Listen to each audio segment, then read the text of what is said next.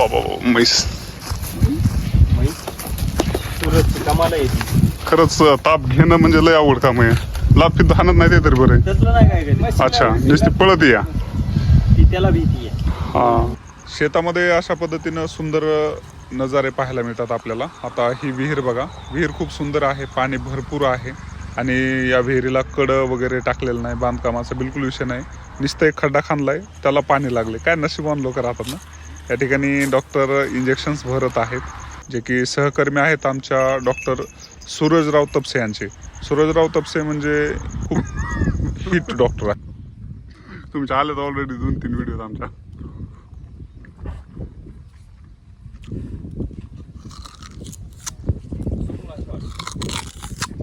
पुढे उपचार चालू होते आणि मी शेतकऱ्याच्या शेतातील ऊस मोडून खाल्ला. मस्त मजा आली.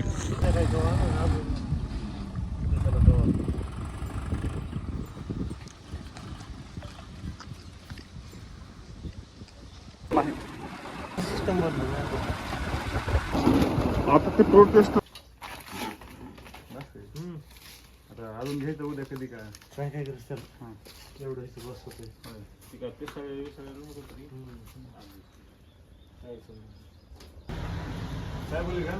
हो साहेब पुढं.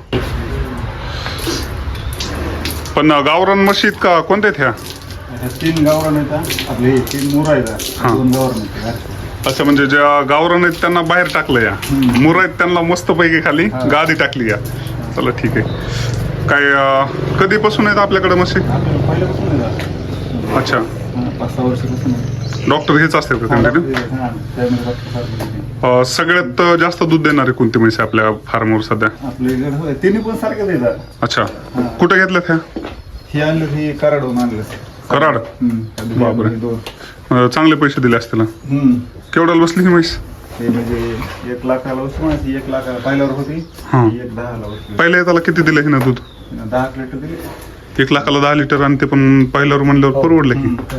म्हणजे असं माणूस म्हणतोय ना, सांगलीहून आणल्या, साताराहून आणल्या, मग लय महाग पडतात काय की परवडत नाही.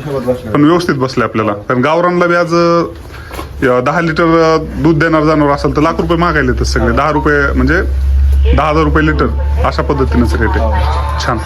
वाढवायच्यात का बस करायच्यात? ऑलरेडी व्हायला जातं. ह्या 5 झाल्या, 5 येतात, 4 वासरं आहेत खाली. 4 वासरं येतात, 9 म्हशी होत्या वगैरेच आहेत सगळ्या. सगळ्या वगैरे. तुम्हाला अभिनंदन आणि पुढील वाटचाली शुभेच्छा. तुमचं नाव काय आहे? आकाश थोरात, गाव कुंभेफळ. ओके.